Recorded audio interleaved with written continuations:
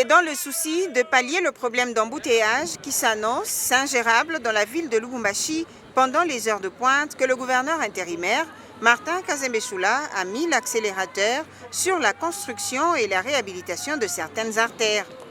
C'est dans ce cadre que l'autorité provinciale a inspecté, sous les explications du directeur provincial de l'Office de voirie et drainage, Dieudonné Aboula, les travaux de construction à neuf de l'avenue Loubilanchi prolongée.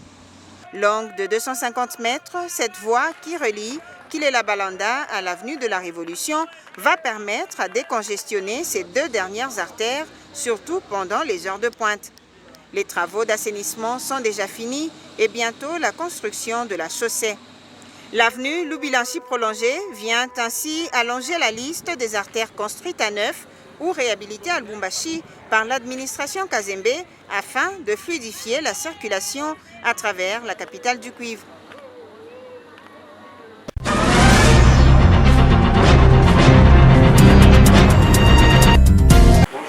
Devant le ministre provincial des Mines, Lucien Loumano, les syndicalistes des creuseurs artisanaux sont allés plaider afin que leurs syndiqués de la province soient dotés de nouveaux sites d'exploitation où ils pourront exercer. S'inscrivant dans la vision du gouverneur intérimaire Martin Kazembe Choula et du président de la République, Félix Antoine Tshisekedi, le ministre Loumano a pris l'engagement de s'impliquer pour que cette catégorie des Congolais soit satisfaite et puisse surtout accéder à la classe moyenne.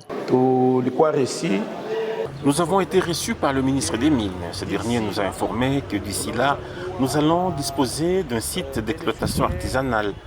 Et cette nouvelle nous a vraiment réjouis. Les creuseurs artisanaux de la carrière de Miringi et Swambo sont montés au créneau pour dénoncer l'envahissement de leur carrière par d'autres coopératives. Nous avons effectué la d'ouverture avec nos propres moyens, mais curieusement, juste après, nous avons constaté que des coopératives venaient exploiter les sites.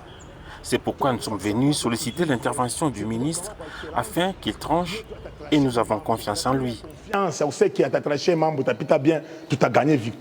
Le ministre provincial des Mines, peu avant, accordé son hospitalité à la délégation du Comité national de protection contre les rayonnements ionisants conduite par le professeur Odette Kapena. Cette délégation est allée solliciter auprès de Lucien Loumano le prolongement de la mission afin de bien terminer le travail qu'elle a entamé, travail consistant à isoler le remblai de Chinkolobwe. La commission a commencé à travailler pour s'assurer que ces remblais ne pouvaient pas constituer un danger et pour l'environnement et pour l'humain.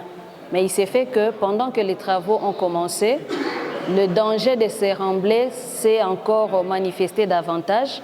C'est comme ça qu'auprès du ministre de Mines, qui devra en principe porter notre voix auprès de l'autorité provinciale, nous sommes venus solliciter une rallonge pour ces travaux-là. Dans le cadre de la radioprotection, le ministre nous a délégués pour venir encadrer cette mission qui est exécutée par la commission.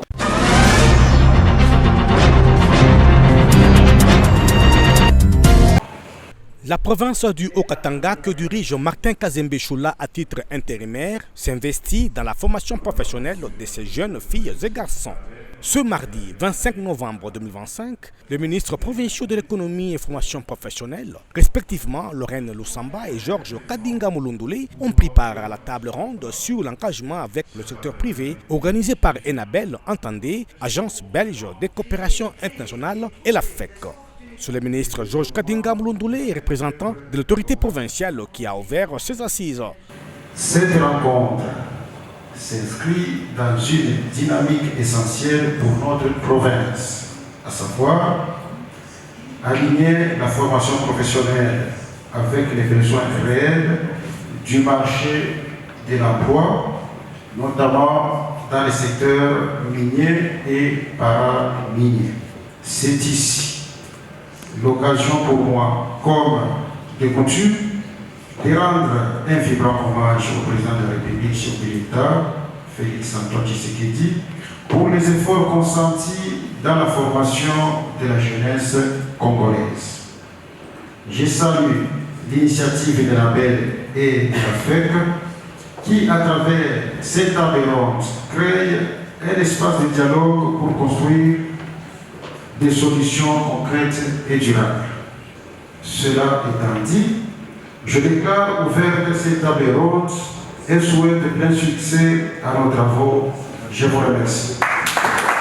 Le représentant de plusieurs entreprises de là-bas et du Haut-Katanga ont répondu présent à l'appel du président de la FEC au Katanga, Patrick Mouland.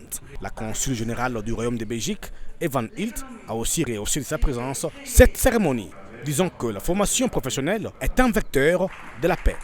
Là où les jeunes sont formés et occupés, il y a moins de vagabondage et moins des actes de vandalisme. Georges Kadinga Moulondolé et Lorraine Lusamba ont parlé sur le développement de la main-d'œuvre locale à travers la promotion des filières techniques et de l'agriculture.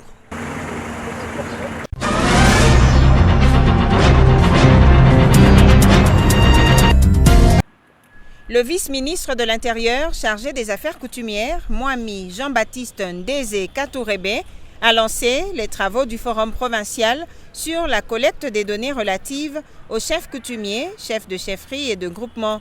Un processus clé qui aboutira à la délivrance des arrêtés collectifs de reconnaissance des entités et de leurs animateurs. Dans son mot de bienvenue, le gouverneur intérimaire du Haut-Katanga, Martin Kazembe Choula, a exhorté les participants, à savoir les chefs coutumiers, chefs de secteur, administrateurs de territoire, experts du ministère et le comité provincial de sécurité, à faire preuve d'assiduité et de rigueur tout au long de ces assises déterminantes pour l'avenir du secteur coutumier en province. Un petit mot pour souhaiter la bienvenue à son Excellence Monsieur le ministre des Affaires coutumières et à toute la délégation qui l'accompagne, ainsi qu'à tous les participants, et vous exhorter à les suivre attentivement. Le vice-ministre en charge des affaires coutumières a rappelé que cette démarche s'inscrit dans la vision du chef de l'État, Félix-Antoine Tshisekedi Tshilombo, qui place la stabilisation des entités coutumières au cœur du développement local et de la gouvernance de proximité. Il a précisé que les 4 jours de ces travaux permettront non seulement d'élaborer un document de politique des affaires coutumières, mais aussi de consolider une base de données fiable sur les entités et leurs animateurs. C'est suite à cette volonté de l'autorité suprême de ramener la paix et la sécurité sur toute l'étendue du territoire que cette mission s'est déployée dans votre province.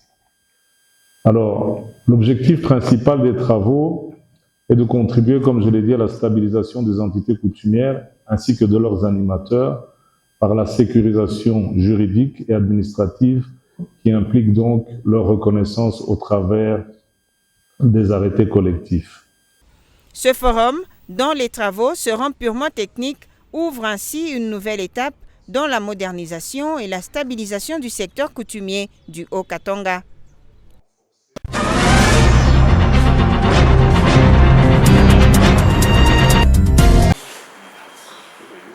Envoyé par la ministre nationale de l'Environnement pour se rendre compte des pollutions enregistrées chez CEDEM notamment, l'administrateur directeur général de l'Agence congolaise de l'environnement, Lama Onyangunga, poursuit son séjour dans le Haut-Katanga.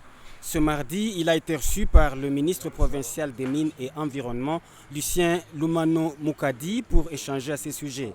Lama Onyangunga. Nous sommes venus sur instruction de son Excellence, Madame la ministre de l'Environnement, Développement durable et Économie du climat, Madame Marie Nyange. Nous sommes là pour évaluer les dégâts environnementaux qui se sont produits ici au Katanga.